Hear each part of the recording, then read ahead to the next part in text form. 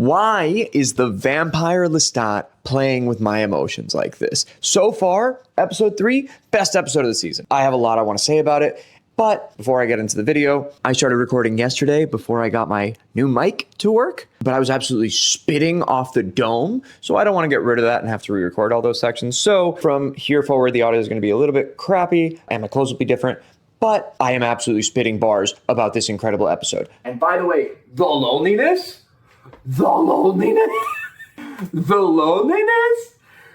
slaps. This is a banger. We'll talk about it more later. I actually have a lot to say about it, but let's talk about the episode in general first. And by the way, I know, call to action, cringe, YouTuber. I haven't made a video in 6 years and this show's so good it made me make this one. So maybe if you subscribe, I'll keep doing it. Who knows? First off, I want to say my boy Daniel Malloy, nowhere near enough screen time. Whole season, really. That's just a general critique. And it's been made pretty clear. He led a brief incidental life as a vampire. Pretty clear that he's not long for this world. I know, the other Daniel Malloy lovers like me don't want to believe this. Nobody's really talking about it until this episode. They made it a lot more clear. But I'd like to point out that in episode 1, I said that this was probably going to happen because Baby Jenks, I'm confident the things her soul said were totally omniscient. And so when she says, and I quote, "Oh, he dies bad," while Daniel is on screen, and then this line, "brief and incidental life as a vampire," I'm pretty sure that's confirmation. We're very sad. And I think Eric Bogosian is probably the saddest person ever about this, because I don't think he's ever liked playing any role more than he does Daniel Malloy. Watch any interview by that guy. Absolute ray of sunshine. Perfection. Have you seen this? One quick question. Where is Armand in this scene? Is he here? Anyway, I hope we get a lot more Daniel this season, especially with the return of Arun over here. This is pretty sad, especially after everything we've learned about Armand. He's sort of the perpetual third wheel of life, 500 years of always being second fiddle. He was Louis' rebound for Lestat. He was Lestat's rebound for Nicki, as we find out. His version of events where him and Lestat loved each other was total BS. It's just fantasies in his head. And so what is he trying to do? What are his goals and aims from here forward? I'm not so sure, because in general, I'm just unsure of how Armand has been moving for the past 3 years. It's really easy to forget that the interview was in 2022, and the book was probably published in 2023, and so it's currently 2025. 3 full years have gone by, a whole bunch of new stuff is going on. Louis got a new identity, he's got a new boyfriend, they're claiming they're not serious. I'm sorry, let's talk about this. I don't care what you say, this is not casual. Like, hold on a second. Look at this. Look at this. You're telling me, Louis, this is your boyfriend, dude. Like, this is super clear. I have some notes, so I'm gonna be looking at him a little bit. The fact that they check in with each other emotionally like this shows that everything about their meeting last episode was just theater. It's just a performance to mess with Lestat. But can you blame Louis? Lestat is quite literally the king of theatrics, and that's saying something in a show where, for centuries, the purest pursuit of all immortal man-eaters is putting on performances to fill their time. That being said, I think Louis, the king of lying to himself, is, what a fucking shock, lying to himself. After your toxic, gothic love story that you just therapize out to finally get over it, turns out that in doing that therapy, your 77-year marriage was a total lie, and the person you thought was the love of your life was actually the literal worst person in the world, lying to your face the whole time. Yeah, companion enough for myself makes sense, but it's been 3 years. Do we need to remember that it's been 3 years? The entire vampire world has changed because of him. He's canonically dispatched 32 other vampires. He's got this whole badass assassin energy about him. But underneath it all, that grief, that longing, that Catholic shame, that strong moral compass, it's still eating him alive. Louis puts on a show just like Lestat did.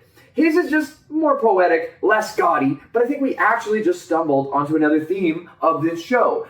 the lies we tell ourselves about ourselves so that we can live with ourselves. You want to pretend that you don't have a bunch of bullshit that you tell your brain to shut it up and let you be the confident version of yourself necessary to thrive as you wish?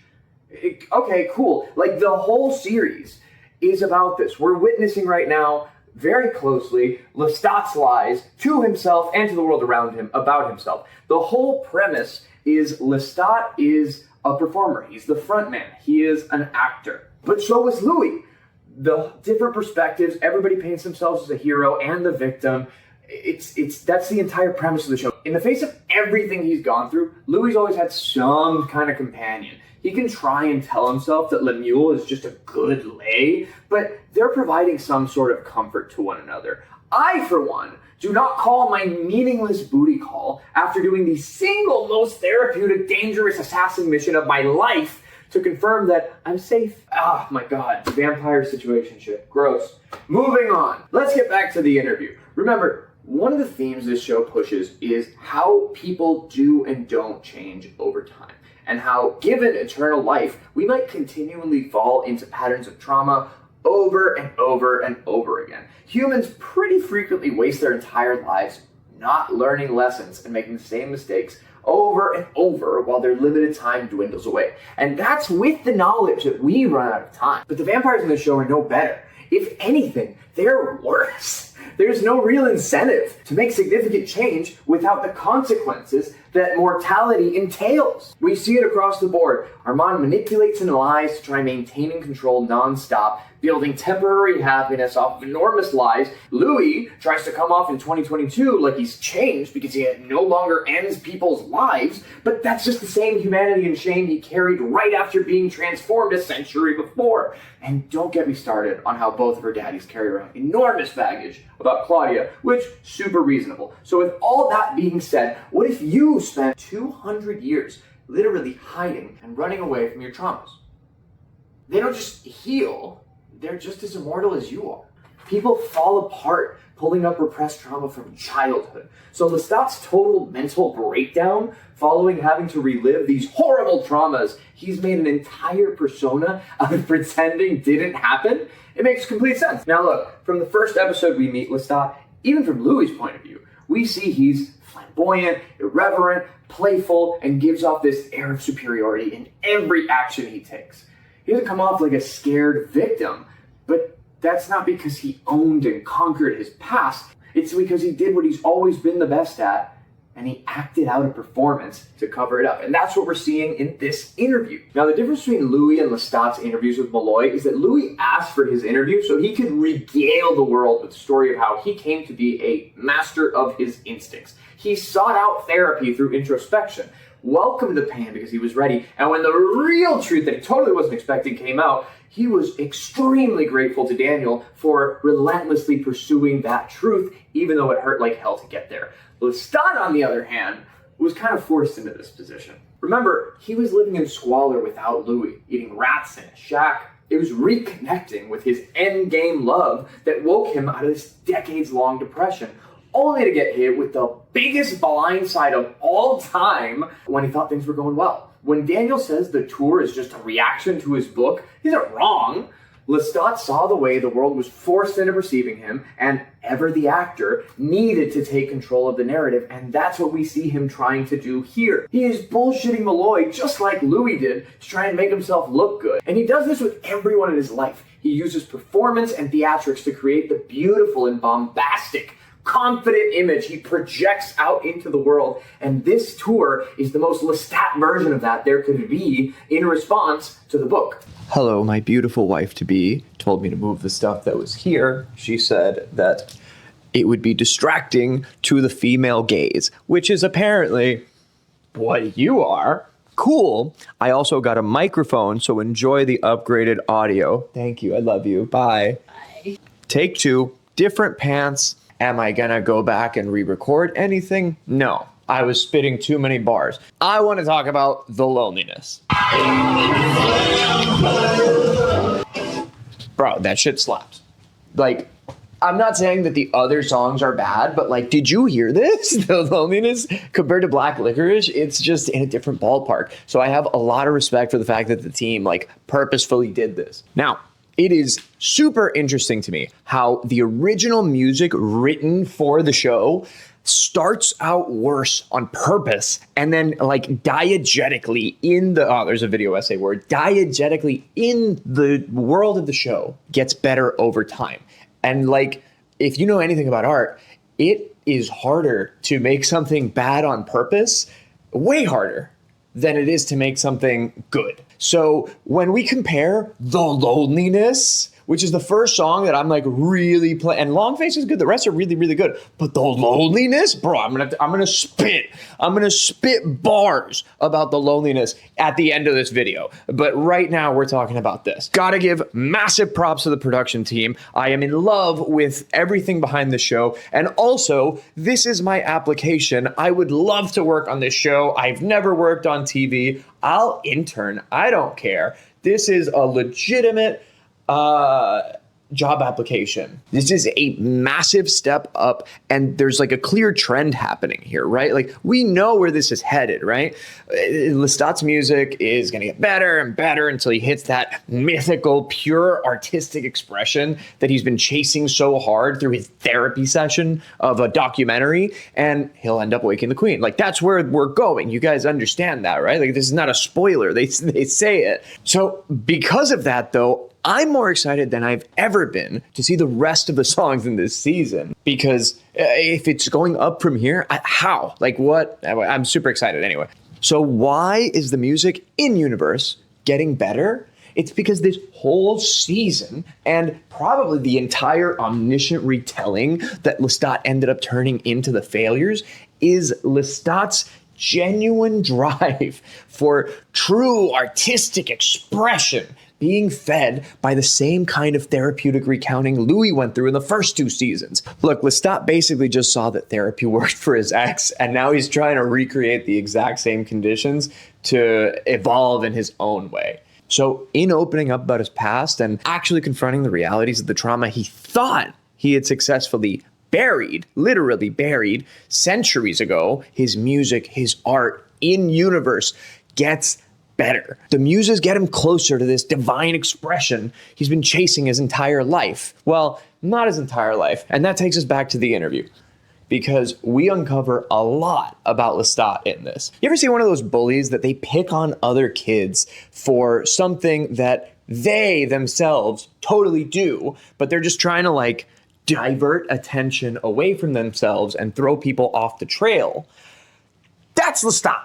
Plain and simple. Daniel has transformational trauma? Gee, I wonder where that idea came from. Now, we really never see the vampire transformations in the show being anything but the deepest form of intimacy. They transcend the physical and romantic. They're an allegory for intimacy from episode 1. Every transformation that we've witnessed so far has only been done lovingly. But now we find that that allegory obviously has its real life mirror. Of course, there would be turnings that don't follow the sensual, consensual patterns we've seen before. Violent, terrifying, powerless. Look, it's easy to forget that this show's about literal monsters, but Magnus is a stark reminder of what it would really be like if one of these monsters got their hands on you. In terms of transformations, we've never seen anyone so powerless as Lestat is after Magnus takes him. Of course he didn't want to talk about it. Of course he buried it. What do victims of this kind of thing do today? You think the 1700s had a Me Too movement? No, there was only ever shame and moving on. And that's exactly what Lestat did. But it tells us so much more about him, that he walked out of that trauma and the first thing he did was turn it into something loving and positive. Sure, he's buried this pain for so long, but he's been so overflowing with love that he never let it truly affect him for a second. He sought out the people he loved and passed the gift on to them. First with Gabriella, and we'll get back to how emotionally unavailable Gabriella was. But when it came to Nicki, Lestat was hesitant. That is the cursed part coming out. Sure, He can pass on the gift through love and intimacy, but he's still turning you into a monster. In Lestat's eyes, Nicki is something pure and beautiful, and he is the origination point of this idea of pure artistic expression. Lestat wasn't an artist before he met Nicki in Paris, and now look how far he's come. The intimacy that came along with their relationship was the same thing that led Lestat to not want to pass this curse onto his lover. He saw him as something to be treasured, protected. But the second that Nicki asked to be turned, despite what everyone around him warned, Lestat still gave him the dark gift. Lestat craves love above anything else, and we've seen the cruel and painful human life he was forged by, and now we're getting to understand how that led to this emptiness and lack of love that later becomes the Lestat we know. Despite growing up in this traumatic, abusive environment, Lestat is love incarnate. It's toxic, sure, because he's so desperate to not be abandoned again, like Nicki did to him, like Gabriella did to him, like Louis tried to do to him and eventually did do to him. He's so desperate to avoid that trauma that he's actually pushing people to abandoning him in these acts of like trying to get them to stay. So I think he's really been forged by all of this abandonment that in a way was his own fault. His mother was going to die anyway, but he made her a vampire, and we will talk about this in a second, but she didn't stay by his side. She abandoned him. So if your very mother leaves you, damn, that sucks. His boyfriend left him in the sense that he went insane after being exposed to vampirism. He was already bipolar, and it just made him worse. So all Lestat wants is love, and love, when it comes from a place of insecurity and fear of abandonment, will make you crazy. It'll make you do stupid, irresponsible things. Now, when Lestat first turned Louis, he claimed that leaving your human life behind is a rite of passage for all vampires. And he tried to make Louis speedrun the trauma of loss. From Louis' point of view, Lestat was callous and without empathy for the guilt, the shame, the responsibility Louis carried in regards to his family. But based on what we saw with Nicki, I think that's just another inaccuracy, because everything about Lestat's past was the trauma of trying to combine human and vampire business. I'm guessing that Lestat was actually a lot more caring about Louis' pain than he let on. Then again, it could also be that that's part of Lestat's disguise, the bombastic persona he puts on to hide all the pain and the loneliness. Just like Louis tried to mix human and vampire business, Lestat tried to maintain both his human and vampire lives in maintaining Nicki and turning Gabriella. Think about it like this. Lestat thought that in turning Gabriella, he would get his loving mother for all eternity. But the second she turned, she became this callous monster. She is the most monstrous of the vampires we've met so far. So if in her turning, she's no longer the person that Lestat knew and Lestat had love for, what is he gonna expect will happen to Nicki? That being said, the original transformation didn't come out of nowhere, because clearly Lestat was turned and he still had love for his human life. Same way Louis did, same way Daniel does. Vampires give up their humanity, but in a lot of cases, they're unchanged emotionally until they go through the trauma of being disconnected from humanity fully. So from Lestat's point of view, turning Nicki would probably be a crapshoot, because Gabriella turned so different than she had been as a human, but Lestat himself stayed as loving as ever, if not more compassionate and more giving. If I thought that I was going to lose the second person I love by bringing them into eternity with me, and had this fear that they might abandon me or lose their feelings for me, 50-50 shot, yeah, I wouldn't want to turn him either. But of course, Nicki knows Lestat, so he used the most efficient weapon possible against him. The desire to be loved. Vape break. Take a break. Vape. Check your phone. Day 2, different clothes, same show. I have so much to say that it's taken 2 days to record this. Let's keep going. Like I said, Lestat's had to create this pompous and theatrical persona that he's showing to Daniel here to try and exert control over the narrative of his life. The entire documentary is him mocking the introspective process, all in an attempt to avoid what? Helplessness. And now we've seen that a lot of Lestat's personality is forged by an avoidance of helplessness. Because guess what? He was helpless when his brothers would attack him and his mother did nothing. He was helpless when Nicki lost his mind.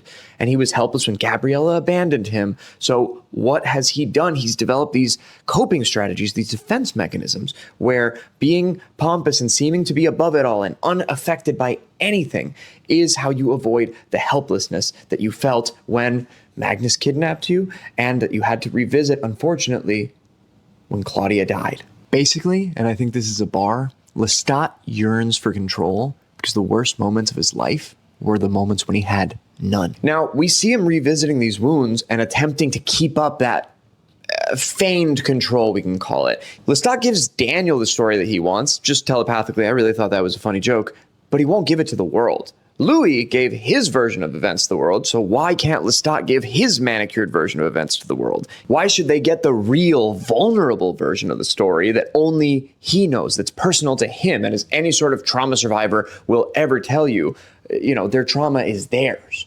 Still, though, he is genuinely chasing this artistic expression through sharing his traumas, whether it be the fictionalized version or not. That's kind of the whole point of the show. So he's somewhat getting this therapeutic release that he's chasing from the fake interview, but what he's really getting in the background, in his mind, is he's unlocking all these traumas that since episode 1, he's been saying provoke this artistic expression and empower his music. Now, when it comes to Gabriella, I don't even know where to start.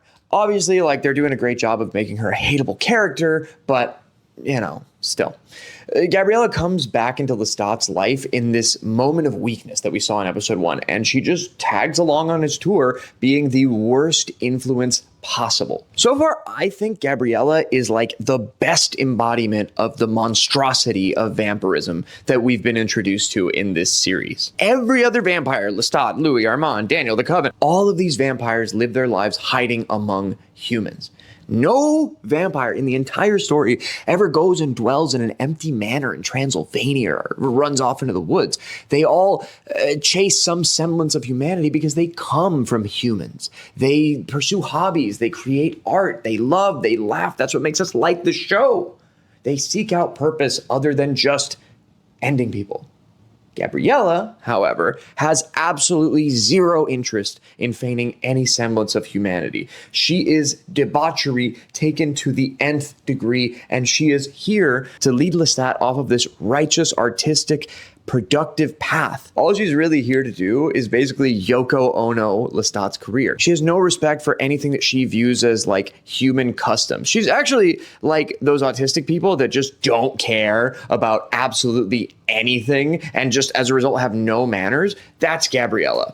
I think because of the role that she was subjugated to as a human, she has such disdain for the world of man that she just has zero respect for it. Even her son, who is trying to live some form of humanized existence and is pursuing a greater purpose than just the carnal pleasures. And also, that reminds me, back when Louis asked Lestat, when he was searching for purpose in season 1, what the greater purpose of being a vampire must be, Lestat said his purpose was to enjoy himself.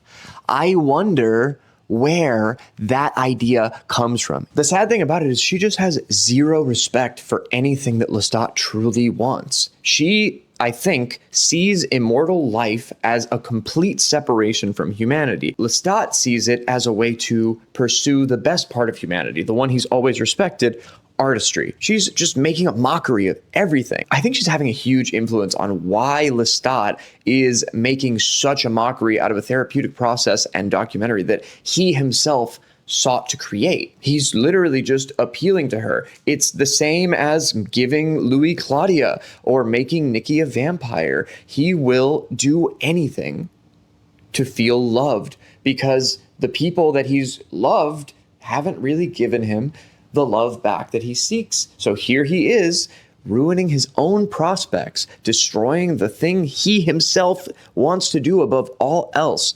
What, for his mommy's approval? Let's talk a little bit about the music video version of Magnus turning Lestat. This is just one more layer in the disguise that Lestat puts up that we keep talking about. It makes perfect sense that he portrays it as like a literal stan that was enamored with him in this, as Sam Reed called it in an interview, Taylor Swift version of events, was just so in love with and enamored by Lestat and was such a big fan of him that he did these things in a sort of dark romantic way. According to Daniel, Lestat sings the song about Magnus turning him every single night. So he's doing what he does best, living in the fantasy theatrical version of reality that his entire persona is based on. So of course, singing the song has zero emotional effect on him because he isn't actually facing the truth of what happened. He's just living within his comfortable little disguise. Those are called denial and reframing. They're really common trauma responses. I have to point out also that when Daniel called Magnus Lestat's abuser, Lestat literally laughs in his face and he tries to reframe it and say, oh, he's my liberator, my emancipator. But like, we know the truth now, and I think that makes it all the more heartbreaking. Now, you got to give Daniel his props because he is sort of the emissary of uncovering the real truth. His purpose in the story is to weave through these fictional narratives that the characters create about themselves to break down the protective psyche that they've built up over these traumas that they hide. If you remember, in season 2, Daniel gives a speech where he says to Real Rashid, if they've got something to hide, they always start with some disguise. And then when I get close, I see a flash of the truth. So I actually can't figure out if Daniel's tactics are or are not working on Lestat because there's just so many layers in this show where Lestat is internally dealing with the trauma while externally pretending to deal with the trauma and really just giving more of a performance. It is brilliantly crafted, and it's not confusingly crafted, which is really, really impressive. I really like that about this show. All of the layers and all these perspectives, like, dude, this is meta-textual shit. This is high concept stuff. I would not be making videos about this show if I didn't recognize that the artistry within it is just so good. All right, let's talk about the best sequence in the series so far. The way that they overlaid this scene of the demons breaking through Lestat's psyche, him confronting the truth that he can only hide from everybody else, but never himself, and overlaying that with the scene we've been waiting for since season 1, the greatest get back of all time. I mean, dude, it was beautiful. I've got a lot to say. You make that mess upstairs, friend? I did. Aura. That's fucking aura, dude. That's the best part. Look, we've already broken down Lestat, so let's backtrack and get some context of what I think about Louis' story this episode, which is, obviously I loved it. Great Louis moment. I did. Oh my God, that was so good. So ever since I saw the trailer, I have been hyped because if you know the books, you know that the character Killer is the leader of the Fang Gang, and we knew that the Fang Gang was going to be in this season. And Claudia told Bruce, you don't kill like a Bruce, you kill like a killer. So then when in the trailer, Louis goes, I'm looking for Killer. I'm like, oh my God, he's gonna hunt down Bruce. He's gonna get revenge for Claudia. Sick. I was sort of hoping that this would be part of Louis' personal journey, the one he's been on since he failed to talk about his grief for Claudia in 1973. I didn't expect it to be an assignment from the Talamasca, but hey, I'll take it. Nonetheless, there's some in-world stuff I've actually thought about regarding this for quite a while. So basically, from what we know, the only American vampires in the early 1900s were Louis and Claudia. And then Bruce came from Copenhagen in 1925, I think they said. So as far as we know, he was the only other one in America. We know that both Louis and Lestat knew that Bruce was out there in the United States somewhere. They knew what happened to Claudia. So why did neither of them ever try to hunt him down before? I don't know. Maybe Lestat couldn't be bothered. Maybe he was too depressed, and Louis was with Armand, so like maybe Armand was so jealous of Claudia and was so happy to have gotten rid of her that he didn't really let Louis reconnect with that part of himself. So I guess it kind of does make sense that they've never hunted him down, but still, I'm happy that it finally happened. Now, I never expected that we would get the missing 4 pages from Claudia's diary. That was the hypest moment of the episode. So real quick thing, take a look right now. Boom! Louis unlocked the cloud gift. Cool. I guess we'll just sprinkle that in there. All right, sick. Moving on. Look, in this whole scene, Louis is just too nice with it. Raglan was not lying when he said Louis was adept at dispatching, which I think are words that YouTube can actually let me use. Bro, the absolute sauce with which he saunters into this scene, like, oh, hey guys, how you doing? I'm just looking for your buddy. No big deal.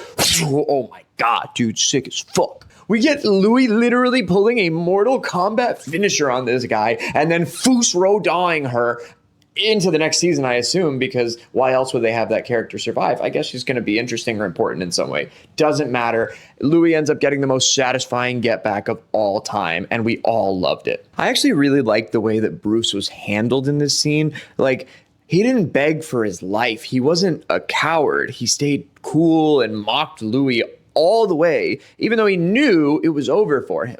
And I think that's good villain writing. If he was just like weeping and begging for his life and crying, it wouldn't have been as impactful as, yeah, this guy's evil. This guy's a jerk. He has no regret for what he did to Claudia, and he absolutely deserves what Louis is doing to him. It was way more rewarding. Back to what we're saying. Layering the horror of Lestat's trauma with Claudia's firsthand account of her own was absolute brilliance. Look, these topics are delicate. There's a million ways to discuss them in bad taste, and yet, I literally cannot think of a better way to handle it than what they did in this episode. Probably one of the best approaches to talking about such a difficult and stressful and traumatic topic that I've ever seen in any media. In the previous seasons, they sort of brushed over these assaults because there was no point in reveling in their horror. But here, both Lestat and Claudia's traumas are being confronted and overcome. They're revisited in a journey from vulnerability to strength. And by the way, I don't know if you've ever had PTSD, but I have. And no, I'm not one of those cringe people who brags about how mentally ill they are. So it's taken a lot to admit this, but the fuck do I care? I do so because let me tell you, when trauma, PTSD level trauma comes up, it feels like this. It's not like shaking off a cringe memory in the middle of the night of something you did in third grade. It is violent, sudden. It is an unskippable cutscene in your mind of the worst thing you've ever lived through right now. This is what it feels like. If you're driving, good luck. It's like a punch in the stomach. And by the way, what does Lestat always do when he's faced with these problems? He runs. He hides. So, of course, the swerving, the accelerating, that shit was real. You're trying to run away from your problems, but they're in the car with you, brother.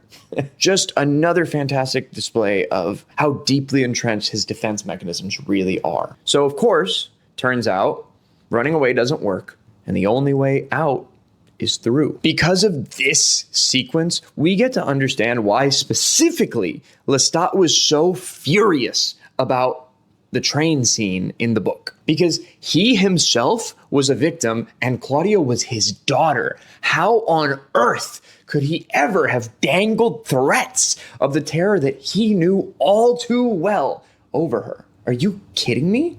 But really, that's just another consequence of Lestat's defense mechanism. Because he never shared with Louis, the love of his life, that this terrible thing happened to him, what ends up happening is Louis thinks of him as the kind of monster we saw displayed in the train scene. He didn't have the context that we now have that shows us, oh, of course Lestat would never do that because he's lived through the exact same trauma that Claudia faced. And this is just one more step in the process that they've been doing of building the picture of just how much of Lestat's daughter Claudia actually is. They never directly say it, but like, come on, dude, the parallels are right there. This is the strongest one so far. Now, this sequence gets capped off with the motif of fire. Lestat's car crash and Louis burning Bruce happen at the same time for a reason. See, fire is one of the only ways that you can end vampiric life. So it's very significant that Lestat's just casually walking away unscathed from this crash. Fire represents one more trauma. It's what took Nicki and Magnus, Lestat's love and his shame. It's symbolic of accepting the void, giving in to the loneliness, not going on in this endless existence. It's literally right there. It's not an accident. I mean, it is an accident, but it's not by accident that Lestat rises from this fiery car crash that then explodes at the same time that we see Bruce being engulfed by flames. For both Louis and Lestat, this is a cleansing fire. I think it's pretty obvious how the fire cleansed for Louis. He literally flambéed his daughter's abuser. But for Lestat, he rises defiant from the ashes. This is clear Phoenix imagery, people. After all the pain that fire represents that comes up in this episode, Lestat rises above it, literally. He uses the fuel from facing these traumas to make music. Now, we got to see at the end of season 2 that Lestat is still tortured by the moment of helplessness he faced when Claudia died on that stage. So I've been really excited to see in this season how Lestat handles that trauma. Obviously, we're going through the older ones first, but I think with the introduction of Regina, there's going to be some larger thing at play, and I hope that includes Lestat facing one more trauma, the one of losing Claudia. Now, the scene of Louis visiting Regina after finally avenging Claudia in his mind is him desperately wishing that he could let her know what he's done. What I'm interested to see is what's going to come of this new obsession we see Louis forming. Because I don't think the writers of the show would bring Delaney Hales back in this new role and just have her be a quick cameo. Are you ready? I finally get to talk about the loneliness. Yes! Oh my God, this song is so good. I have so much that I want to say about it that I literally considered making a separate video essay just talking about the song. And like, honestly, still might, because I have so much. There's a lot in this song. But if you end up just trying to make perfection and talk about every little detail, you end up with a YouTube channel that looks a lot like this one and no videos existing. So let's just move forward. Obviously, I love this song. We've heard Lestat for the entire series talk about vampire loneliness. He brings it up over and over and over. When Louis wants purpose in his eternal life back in New Orleans, and Lestat tells him that his purpose is to enjoy himself, that's just hedonism. It's one of the many coping mechanisms everybody, not just vampires, face the existential dread of existence with. It's not the only one, but we know that that's what Lestat's been doing for most of his life, and it doesn't go away. This song is the first time that Lestat's experienced a true psychic shift, let's call it. Instead of defeating the loneliness, he's admitting that there's nothing he can do. It's just a part of him, a part of his existence. And he's accepting that instead of combating it, which is all I think he's ever done. So when we get into this song, he's just listing every single one of the things that he has spent his life trying to use to fill the loneliness. Now, of course, this isn't just relevant for vampires. Humans do this too. Trust me, I have done every single one of the things that this song talks about in an attempt to fill some inner hole in myself. And inevitably, I've come to the same conclusion every time. There is no external thing that will fix this internal problem. They will only ever distract, but it comes back. For 265 years, Lestat's been running away from himself, and now he's flourishing. He's telling his story as it's meant to be. This isn't a fictional portrayal like your biggest fan. He isn't manicuring this. It's genuine artistic expression born from a lifetime of fruitless, hedonistic escapism. This isn't him putting on a show. This isn't theater. This is him really using that loneliness to pursue the true artistic expression that he's been chasing this entire time. And suddenly, the loneliness stops being something to run away from and starts being fuel with a purpose. He's using it to make his art better. I can't get over the second verse. You can't love away the loneliness. Like, that's true. That's the reality. He's acknowledging something universal here. The pain of staying in a loveless relationship because your self-esteem is so bad that you don't think that anyone else could ever love you, so you just let resentment build. That's real as fuck, dude. And it's obviously what happened between Lestat and Louis. And in a way, it's kind of what happened with Louis and Armand. In vampiric endless lifetimes, that's going to happen over and over and over. Anyone that's been in a relationship for any significant period of time can tell you that love is not a cure-all whatsoever. It is not a destination. It is work. You don't fall in love and then happily ever after. No. In fact, the people that think that way end up becoming miserable and full of resentment because they thought, I achieved my goal. I made this person fall in love with me.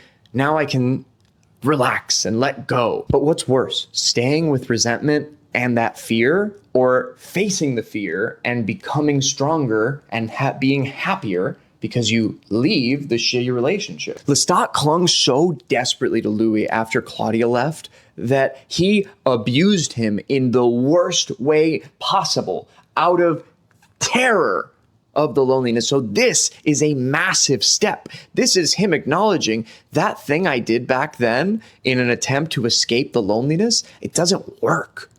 But now it's fueling my art. I think that's beautiful. This is real progress for Lestat's character. Now, I need to talk about what the muses in the crowd mean during the performance. First off, we see Magnus walking out in the middle of the performance. Remember, Magnus was just a lonely creep, miserable with his unending existence that did the unspeakable out of loneliness.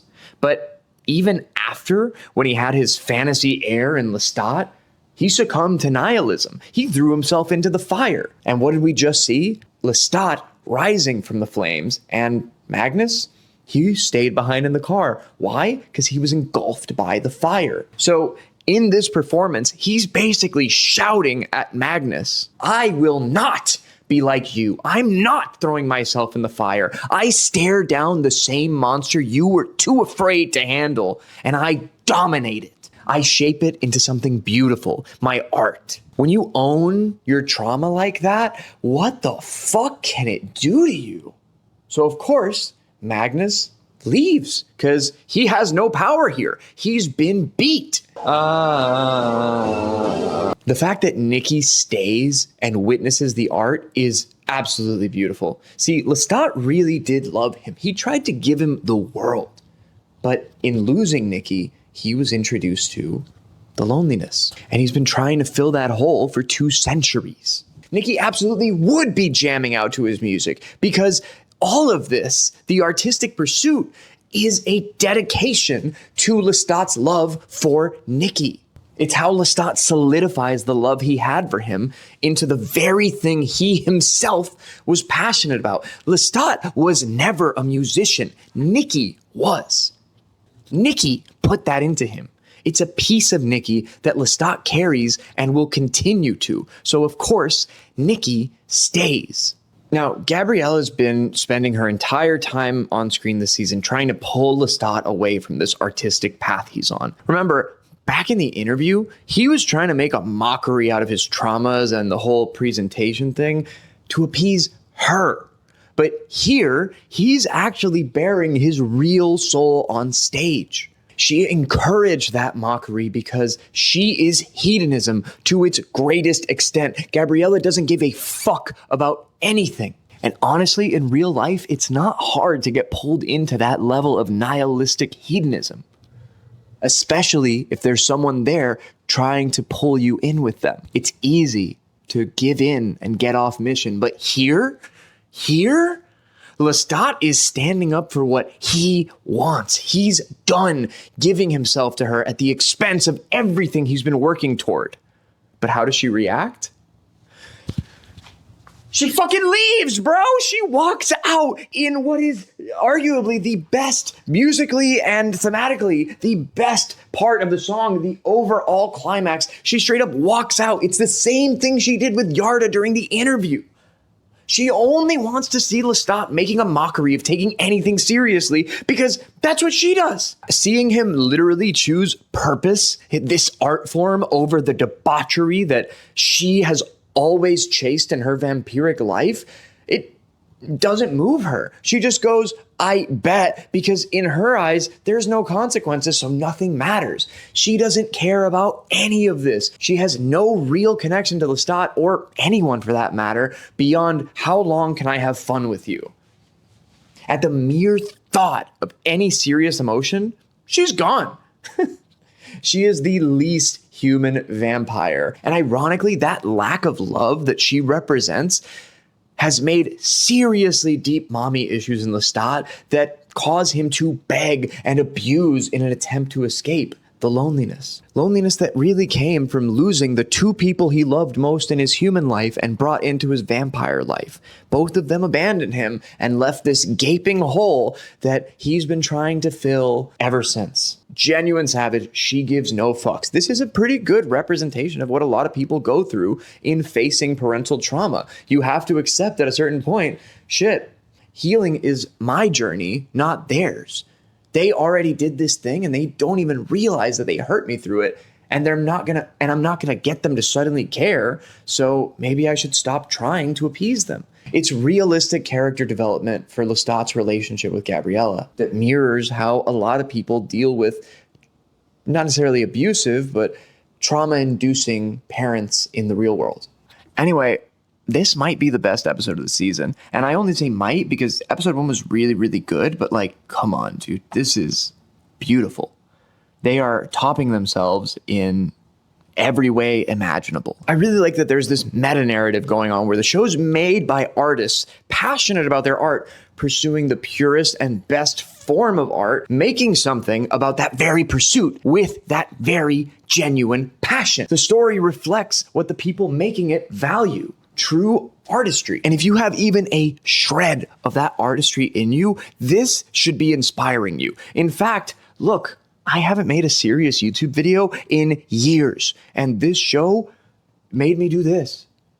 This is a lot of work. And honestly, I'm really proud of myself, but the inspiration came from them. So once again, this is a legitimate job application. If you guys are hiring or need interns, I would love to work on this show because this is the sort of shit that gets me out of bed and pushes me to actually pursue my dreams. So if you have some artistry within you that there are a million reasons why you're not letting it come out. I don't have enough money. My job is too stressful. I broke up with my partner. Anything.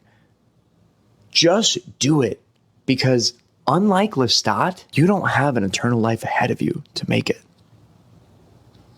Now, overall, for me, I don't know if I do this, but 9.5. 9.5 out of 10. Fantastic episode. One of the best episodes in the entire series. Anyway, I think this is probably going to become a regular thing, so I will see you next week. Do not forget to subscribe, like the video, and yeah, bye for now. Let's see how long this lasts.